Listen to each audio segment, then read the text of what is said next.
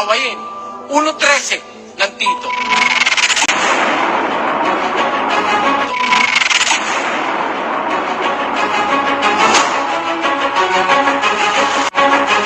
Sawayin mo, may kabaksikan sila upang magpakagaling sa pananampalataya. Gusto mong gumaling ang tao? Pag mali, sawayin. In the name of Jesus. Gusto namin kayong malita. Si Jesus Christ dito na nakatira sa akin.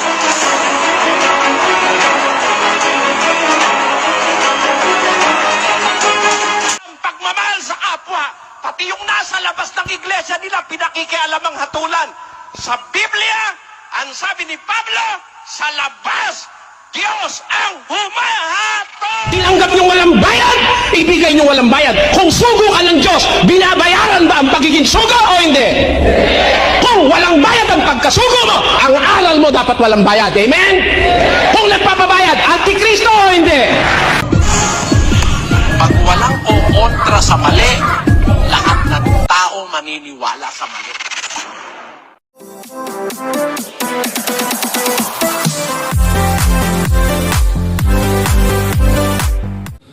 Sa oras na ito mga kaibigan, narito na naman po tayo upang magbigay ng reaction video ng ating kapatid na Eli.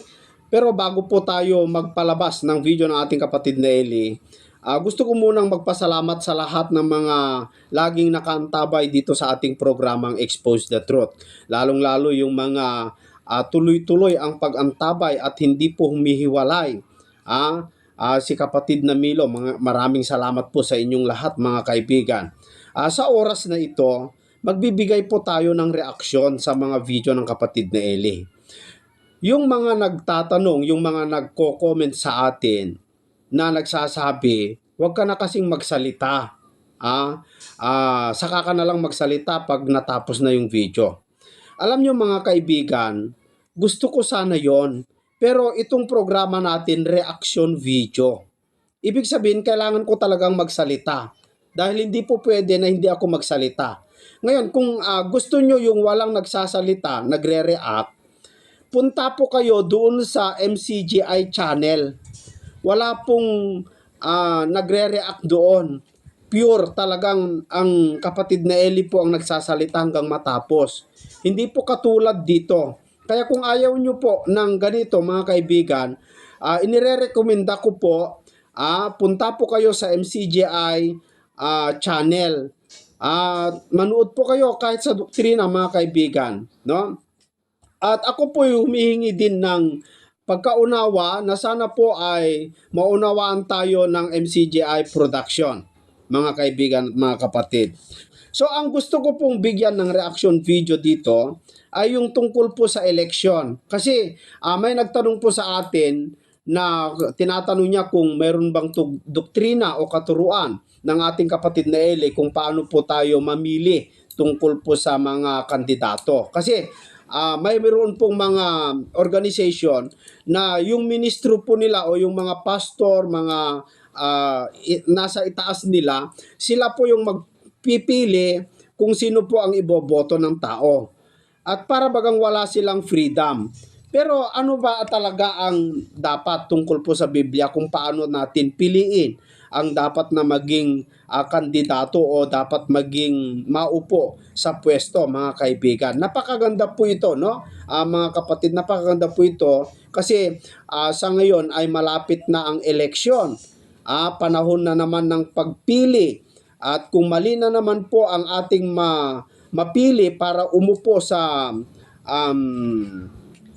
posisyon, ay maaaring magdusa ang buong bayan, mga kaibigan. Kaya paano po ba tayo pipili ng isang kandidato? Yan po ang tanong ng isang attorney kay kapatid na Eli. Narito po mga kaibigan.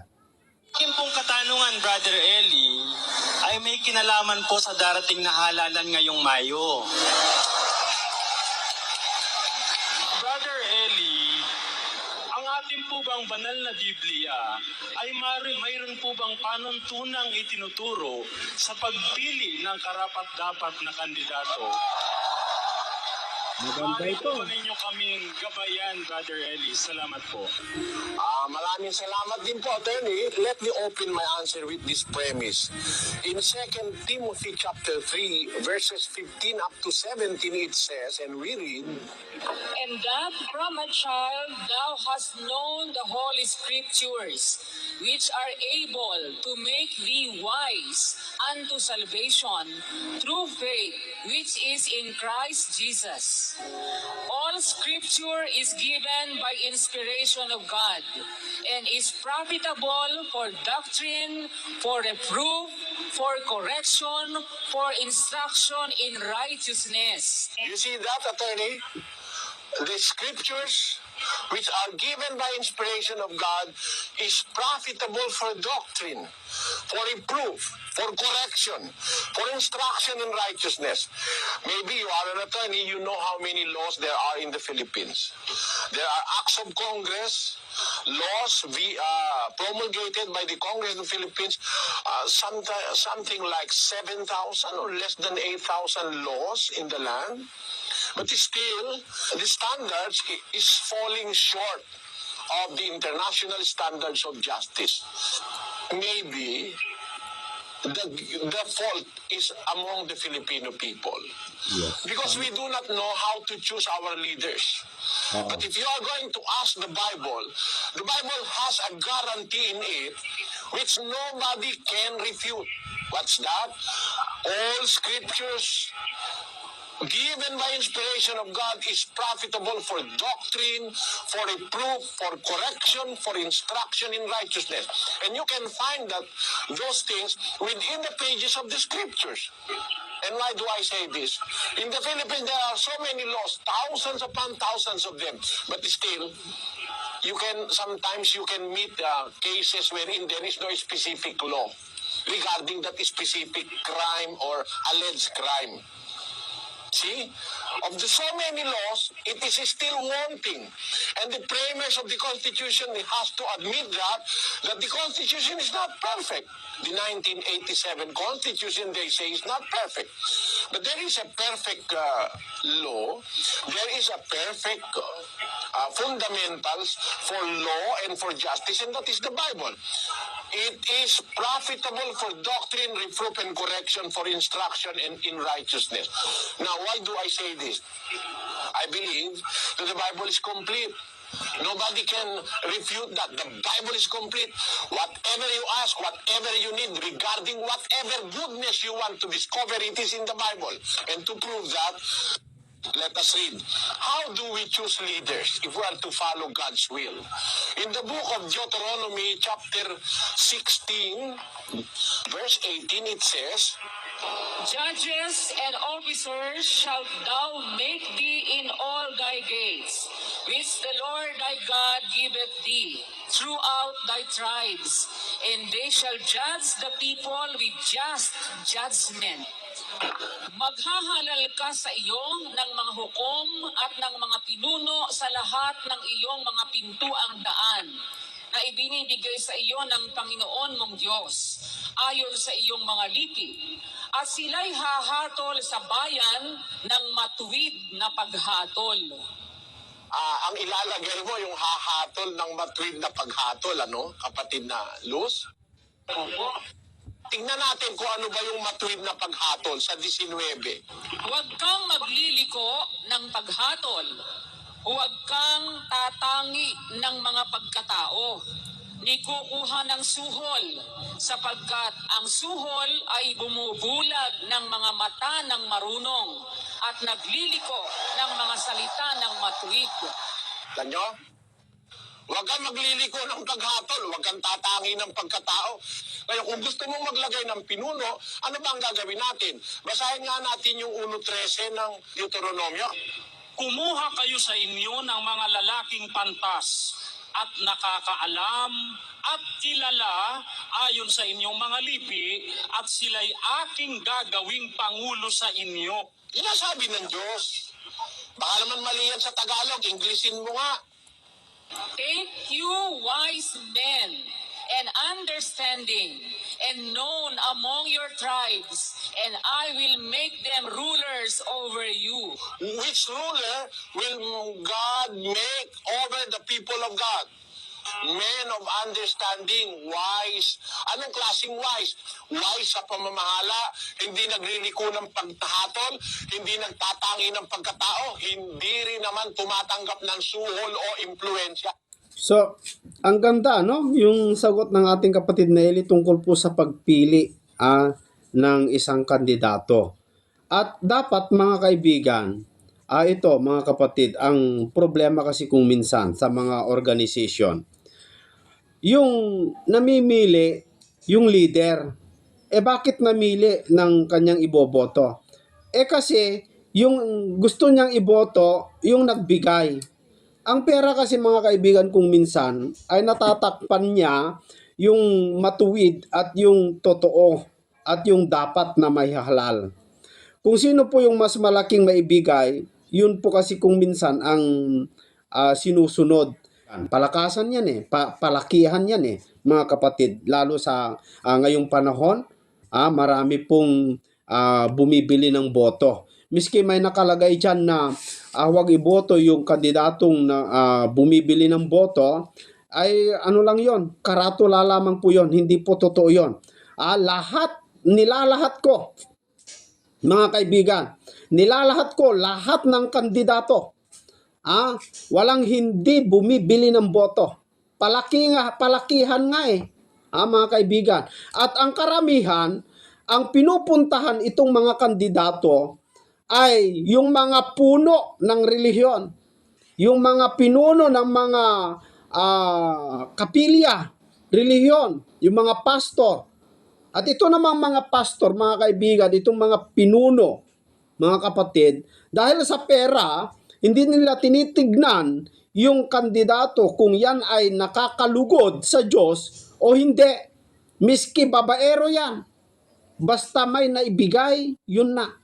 Mga kapatid, may alam ako, may kilala ako, mga pinunong ganyan. Pinuno ng mga relihiyon. Mga kaibigan, marami akong alam, pinuno ng mga pastor.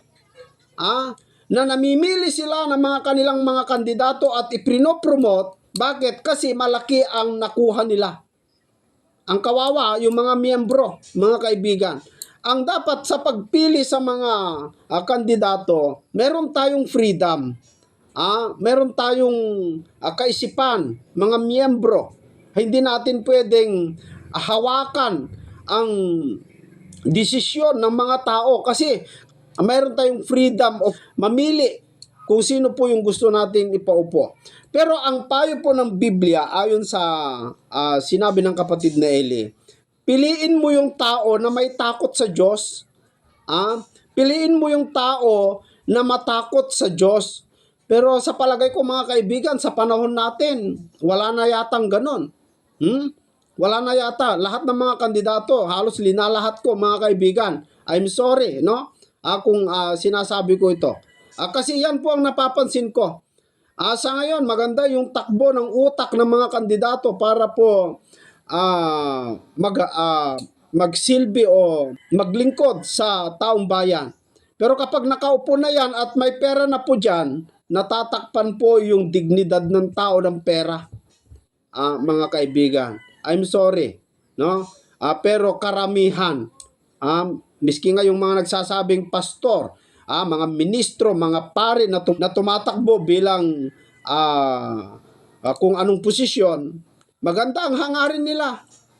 May mga pastor akong kilala dyan Maganda yung hangarin nila, pero kapag nakaupo na po, meron ba silang magawa? Wala, mga kaibigan. Kasi may mas higher na posisyon, kaya hindi po sila pwede makapaggalaw. Kasi may mas higher authority sa kanila mga kaibigan. Kaya palpak yung sinasabi nila na itong piliin natin. Dapat kung ano po yung nakita mong talagang karapat dapat. Kaya masasabi ko dito, mga kaibigan, sa eleksyon, kung yung tao ay malaki ang naibigay, malaking pasakit na naman yan pag nakaupo sa bayan. Malaking hirap ang idudulot niyan. Kasi kung gaano kalaki yung kanyang naibigay, tiyak na tiyak mga kaibigan, susulitin yan. At hindi lang susulitin, mas doble-doble pa ang kunin. Ganyan po. Kaya nga ako, minsan nawawalan na ako ng tiwala sa mga kandidato no, mga kaibigan. So, yun po mga kapatid. Next na ating bibigyan ng reaksyon. Punta po tayo sa susunod na tanong. Itong tanong na ito mga kaibigan ay kung pwede bang maglasing Darwin Gitgano. So bago po tayo mag-react mga kaibigan, ay pakinggan muna natin kung ano po ang sagot ng kapatid na Eli tungkol po sa paglalasing. Heto. Brother Eli, masama po bang maglasing?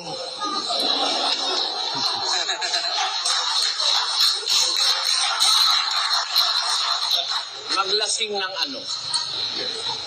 Marami kasing ikinalalasing ang tao, kapatid, ano? So yun lang. Meron akong babasahin sa iyo sa 21:34 ng Lucas. Tatapwat, mag-ingat kayo sa inyong sarili. Baka mga lugmok ang inyong mga puso sa katakawan at sa kalasingan at sa mga pagsusumakit ukol sa buhay na ito. At dumating na bigla sa inyo ang araw na yaon na gaya ng silo. Marami kasing ikinalalasing ang tao Yung pagsusumakit sa buhay na ito, merong lasing na lasing sa karangalan, no? May lasing na lasing sa politika. Pag naupo, ayaw nang tumayo, di ba? Minsan matayo man dahil pinatayo na. Gusto umupo uli, balik-balik pa, di ba, no? Meron ganun, di ba, kapatid namin? May Marami nasarapan po Nasarapan. Merong nalalasing sa karangalan, merong nalalasing sa kapangyarihan, may nalalasing sa babae, may nalalango sa alak, nalalasing sa alak. droga Kung ang lang. tinatanong mo ay kalasingan sa alak, nasa 5:18 ng Epeso yon. Pakinggan mo. Ito po sabi po sa talata. At huwag kayong magsipaglasing ng alak na kinaroroonan ng kaguluhan. Wag kayo. Ito, Darwin Gitgano, makinig po kayo mga Katoliko, no? Sa Biblia, hindi po pinapayagan at hindi po itinuturo na maglasing ka sa alak. Kundi ang nakalagay ay at huwag kayong magsipaglasing ng alak. Bakit? Kasi yung alak ay kinaroroonan ng kaguluhan. Tama naman kasi maraming mga tao na kung lasing na sila, yun ang umpisa ng kaguluhan na. Kasi nagpipilitan yan mga kaibigan. Nagpipilitan na sila ng katwiran, ng salita, at humantong dun sa dun sa parte na nagsasakitan na sila, minsan pa nga nagpapatayan na, no? Kundi sabi dito ay kayo'y mga puspos ng Espiritu Santo. Ituloy natin. Pagsipaglasing ng alak na kinaroroonan ng kaguluhan. Sa Israel, nung araw, pinapatayan lasenggo. Nagtataka lang ako rito sa atin, ang mga lasenggo, hindi lalagay sa pwesto. Bakit po? Nagiging yung mga lasenggo, magiging mga congressman, mga mayor, mga public servants. Kaya nga maraming politiko ngayon, lasing Di ba? Samantalang sa Biblia, yung mga lasenggo, pinapatayan nung panahong Israel. Basahin natin ang Deuteronomio. Yan po'y nasa 21 at 18 patuloy. Kung ang isang lalaki ay may matigas na loob at mapanghimagsik na anak, na ayaw makinig ng tinig ng kanyang ama o tinig ng kanyang ina, at bagaman kanilang parusahan siya, ay ayaw makinig sa kanila, ay hahawakan nga ng kanyang ama at ng kanyang ina, at dadalhin sa mga matanda sa kanyang bayan at sa pintuang bayan ng kanyang pook. At kanilang sasabihin sa mga matanda sa kanyang bayan, itong aming anak ay matigas na loob at mapanghimagsik, na ayaw niyang dinggin ang aming tinig. Siya'y may masamang pamumuhay at manglalasing. Anong gagawin? At babatuhin siya ng mga bato ng lahat ng mga lalaki sa kanyang bayan upang siya'y mamatay. Gayon mo aalisin ang kasamaan sa gitna mo. Nung araw sa Israel, pag alasenggo, pinapapatay, pinapabato. Brother Joseph. Dito sa ating bansa, legal ang lasing eh. Opo, brother. Yun. Kaya ngayon, mayroong mga aksidente sa daan dahil lasing. Hindi lang lasing sa alak, ha? Lasing sa marijuana. Droga. Lasing sa droga, sa rugby. Kaya maraming panglalasing ngayon ang ginagawa ang tao. Kaya meron ngayon, pati anak niya hinahalay, anak niya, asawa niya pinapatay dahil nasa kalasingan sa droga. Kaya nang napakasama ngayon sa lipunang ito. At ang nakakatakot ngayon, dito sa ating mismong bansa, may mga manufacturing ng shabu. Opo, factory. May mga factory, may mga laboratory na ng shabu. Dati, transit point lang ang Pilipinas, yung galing sa Colombia, galing sa Hong Kong, dinadala rito, tapos dinidistribute sa iba-ibang lugar. Ngayon, dito na mismo ginagawa. Kaya lang po, brother, hindi po nahuhuli may ari. Paano mahuhuli? Bago i-raid, sasabihin muna nung kasabwat, o re-raidin namin kayo, umalis na kayo dyan. Malaki lagay nila eh. Malaki lagay. Ilan na yung nakitang pabrika ng shabu? Wala yung may-ari. Paano naman hindi mawawala eh? Parang yung kaibigan ko dito sa palit nung araw. Kasi kaibigan niya ako eh. Alam naman niyang wala akong kasalanan. Dinimanda ako ng inimbentong demanda. Tinawagan ako nung kaibigan ko. Brother Eli, opo, sino po ito?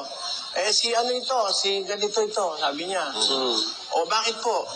Pupunta kami dyan sa bahay mo, huhulihin ka namin. Bakit yung huhulihin? Meron dito nagdemanda. Alam ko naman gawa-gawa lang ito sabi niya. Kaya bahala ka na, huling ka namin. Sige po, magtatago na ako, sabi.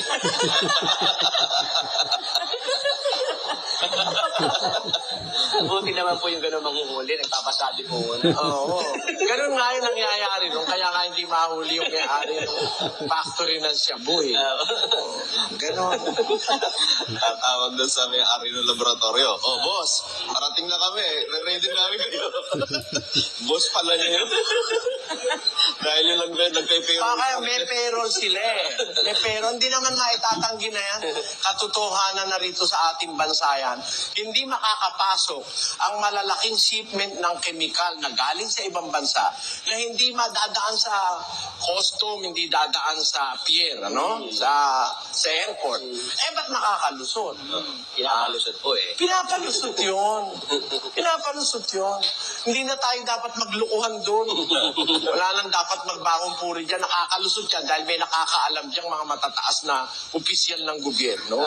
Diba? Ayan po mga kaibigan, napakaganda yung sagot ng ating kapatid na Eli, Tama po, Tama po mga kaibigan. Kaya nga dapat ang pagpili sa mga kandidato, dapat mga kapatid, mag-ingat tayo. Hindi ko mo sinabi ng pinuno natin ay atin nang susundin. Pulsuhan nyo kung yan ay mabuti, yan ay mabait, mga kaibigan, pulsuhan po natin. Tama sa ating bansa, karamihan na nakaupo sa posisyon lasinggero, drug addict, pusher, mga kaibigan. At hindi naman po lingid sa atin, sa ating gobyerno, ito hindi lingid kasi nasa balita ito, na yung mga nagmamanipula ng mga drugs ay mga negosyanteng sumuporta sa mga politiko na nakaupo. Kaya nga malaking ibinibigay o binabayad o pinambibili itong mga nakaupo. Yung mga nagraran na bumibili ng boto na napakalaki. Balita ko sa ibang lugar mga kaibigan ay 5,000 bawat botante. Yung mga iba naman ay 1,000. Yung iba 500, talo ka na. Kung ganon. Malaking ibinibigay. Sa palagay nyo mga kaibigan, yun ay hindi susulitin? Kung 1,000 lang isang botante, kung ikaw ay senador, ilang tao ang Pilipinas? Yung sweldo mo, kaya-kayang bawiin yung gastos mo? Di ako naniniwala. Pero yung ganong klaseng tao na bumibili ng ganong kalaking halaga, miski 500, sa dami ng tao dito sa bansa natin, ilang milyon kaya ang nagastos, mga kaibigan, o bilyon? Yan ay kaya bang ibalik yung sweldo niya? Di ako naniniwala, mga kaibigan, mga kapatid. Yan ay susulitin. Maaring yan ay malaki ang kanyang proteksyon. Malaking supporter na kung saan ay yung mga taong malaking Ay nako, mga kaibigan, sana po ay maging wise po tayo. Tama yung sinabi ng kapatid na Eli. At karamihan na ang mga tao kasi, mga kaibigan, na nakaupo, lasenggo. Sa Biblia po pala, ayon sa binasa ng ating kapatid na Eli, kapag yung tao ay tarantado at lasenggero at nakakapirwisyo, pinapatay po pala nung panahon ni Moises. Kung hindi po tayo panahon ni Moises, hindi po pinapatay, pero sana naman ay bigyan ng disiplina. Binibigyan naman, pero sa mga maliliit nangyayari yan. Pero yung mga malalaking tao, gaya yung mga taong nakapwesto, kapag malaki at mataas tao na yan, miski gagawa ng katarantaduhan yan, hindi po kaya ng batas yan, mga kaibigan. Maraming ganyan, hindi kaya ng batas. Kunwari, lilitisin sa Senado o sa hukuman. Pero gagawa sila ng paraan para matakpan. Kahit mag-viral yan, mga kaibigan, kahit mag-viral, gagawa ng mga tao, ng mga nasa posisyon din, gagawa ng paraan, gagawa ng gulo, ibang gulo para matakpan yung kanilang amo na pinag-uusapan sa media. May ganyan mga kaibigan, mahirap lang tayo magsalita, no? Pero alam ng taong bayan kung sino po yung taong kahiya-hiya, leader ng relihiyon, mga kaibigan, nakagawa ng katarantaduan, pero como mataas at makapangyarihan, mayaman, pwedeng takpan yan ng pera, mga kaibigan, mga kapatid. Sana po ay mag-ingat po tayo, no? Mag-ingat po tayo, mamili kung ano po yung magiging kandidato na ating pong pipiliin. Sa Biblia, mga kaibigan, yung mga ganong klaseng tao, hindi man natin may paglaban dahil maliit po tayo. Pero alam natin na darating din ang panahon na magkakaroon ng hatol ng Diyos sa kanila. Kaya sana po ang gawin lamang po natin ay sumampalataya. May nagtanong po, mga kaibigan. Ito ay tanong niya tungkol po sa paghuhukom, pagbalik ng ating Panginoong Hesukristo. Kasi nasa Biblia naman po kasi, mga kaibigan, na ang Diyos ay talagang hahatulan niyan tao. Maganda, panoorin natin ang sagot ng kapatid na Eli dito. Totoo po ba yung sinasabi na the second coming of Christ or yung paghuhukom? Daniel, narinig mo? Totoo daw po ba yung sinasabi na second coming of Christ o paghukom? Yun po ang kanyang katanungan, kapatid na Eli. Alam mo, kapatid, yung pagbalik ni Kristo, hindi second coming yun. Nagkunay lahat ng mga iglesia para sabihin second coming. Hindi naman second coming yun kapatid. Pero talagang babalik siya at maghuhukom. Babalik ang Panginoong Jesus. Yun nga ang pag-asa natin na lahat ng problema sa mundo matapos at maresolbahan ng lahat ng kasamaan sa pagbabalik ng Panginoong Jesus. Totoong mayroong pagbabalik. Kaya lang hindi ako naniniwalang second coming yun Wala sa Biblia yung salitang second coming. No? Bunga lang yon ng maling pagkaunawa ng iba at merong naglagay ng translation second coming na si Lamsa na mali-mali ang salin sa Biblia. Yung si Lamsa, mapanghas yan eh. Oh. Pero halos lahat ng Biblia walang binabanggit na second coming. Yun lang kay Lamsa. Yun din lang ang Bibliang bumanggit ng Iglesia ni Cristo na binili ng dugo. Yun lang Biblia na yon. Marami talagang discrepancy ang batayan ng Iglesia ni Manalo na yan. Pero ang masasabi ko kapatid, totoo na babalik ang Panginoong Jesus. At sa kanyang pagbabalik, wawasakin niya ang lahat ng kasamaan. Sa kanyang paghahari sa lupa sa loob ng 1,000 taon.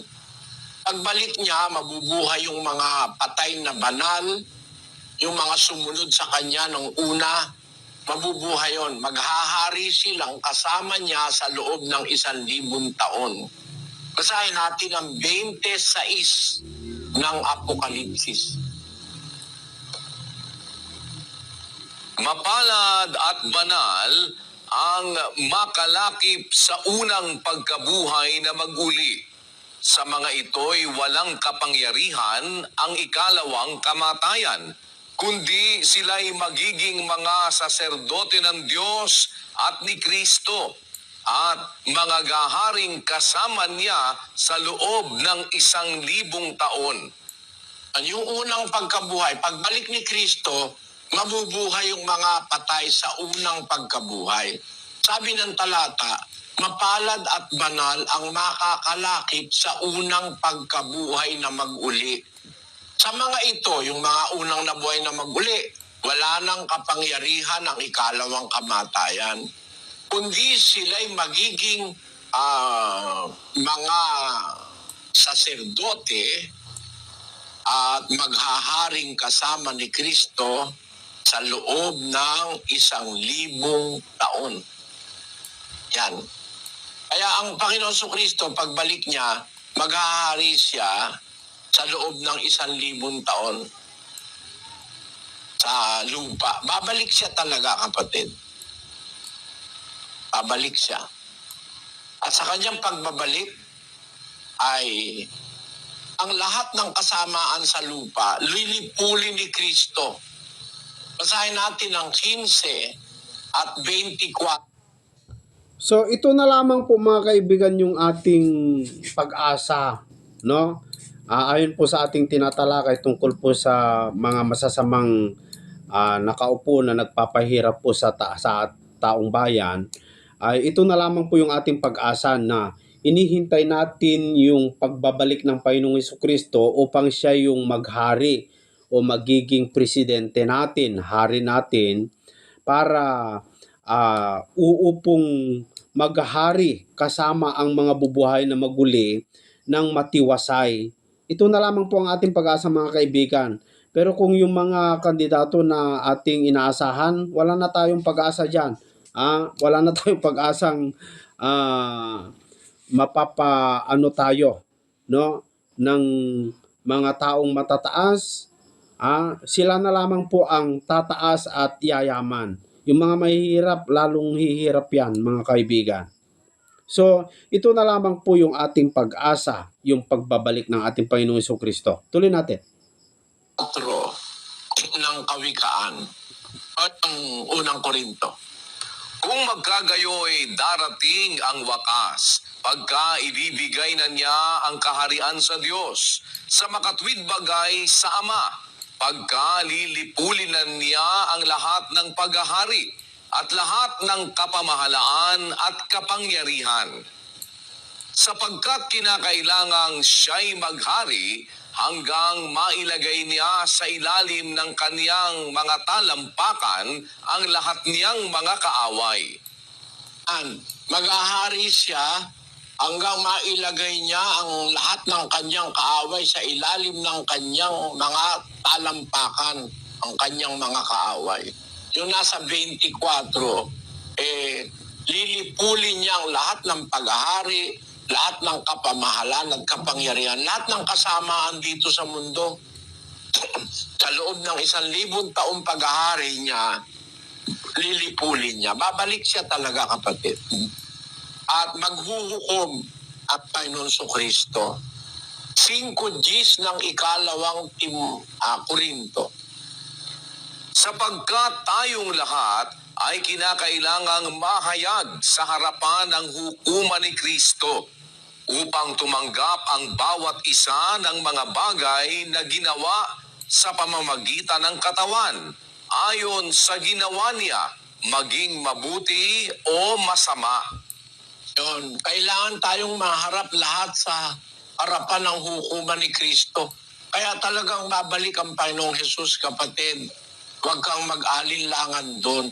Yun nga ang dapat nating paghandaan yung pagbabalik ni Kristo, kasi ang sabi ng Panginoong Hesus doon sa Mateo, Kapitulo 24, mapalad ang alipin na kung dumating ang kanyang 24:46, kapatid na Daniel, Mapalad yaong aliping kung dumating ang kaniyang Panginoon ay maratnan siyang gayon ang kaniyang ginagawa. bago kasi umalis ang Panginoon, meron siyang ipinagbilin sa mga apostol. Tapos sabi niya, pag bumalik siya, mapalad yung mararatnan niyang ganun ang ginagawa. Alin ba yung gagawin ng mga iniwan niya rito sa lupa? Doon sa 28:20 ni Mateo, nakasulat, na ituro ninyo sa kanila na kanilang ganapin ang lahat ng mga bagay na iniutos ko sa inyo. At narito, ako'y sumasa inyong palagi hanggang sa katapusan ng panahon. Yun. Ang gagawin, yung lahat ng aral niya, ituro nyo sa kanila, ganapin, lahat ng utos ko sa inyo. Ngayon, pagbalik niya, sabi niya, mapalad ang alipin na kung dumating ang kanyang Panginoon, madatnan siyang gayon ang ginagawa. Anong ginagawa? Di yung ipinapagawa niya na turo sa kanilang ganapin lahat ng utos na iniutos ko sa inyo. Sabi niya. Kaya mapalad tayo, pagka nakahanda tayo, hinaganap natin yung utos ng Panginoong Kristo, pagbalik niya, magiging mapalad tayo kasi merong gantimpala siyang daladala para sumunod sa kanya. Apokalipsis 22:12. Narito, ako'y madaling pumaparito at ang aking gantimpala ay nasa akin upang bigyan ng kagantihan ang bawat isa ayon sa kaniyang gawa. Pumaparito siya, babalik siya, dala niya ang gantimpala upang bigyang kagantihan ng bawat isa ayon sa kanyang gawa. Kaya doon sa tanong mo, meron ba talagang babalik ba si Kristo? Oo, kapatid. Kaya lang, hindi ako conforme na tawagin nyo na second coming. Hindi second coming yun. Marami na kasi siyang, nung panahon ng Israel, pumunta siya rito sa lupa, nagpakita siya sa Israelita saan yung bato na nilabasan ng tubig. Basahin natin ang 10:3 ng unang Korinto. At lahat ay nagsikain ng isang pagkainding ayon sa Espiritu. At lahat ay nagsiinom ng isang inumin ding ayon sa Espiritu, sapagkat nagsiinom sa batong ayon sa Espiritu na sumunod sa kanila. At ang batong yaon ay si Kristo. Ayun, yung ininuman ng Israelita dun sa ilang, sa disyerto, na bato, si Kristo yun. Di noon pa, hindi pa siya nagkakatawang tao, pumunta na siya rito sa anyo ng bato.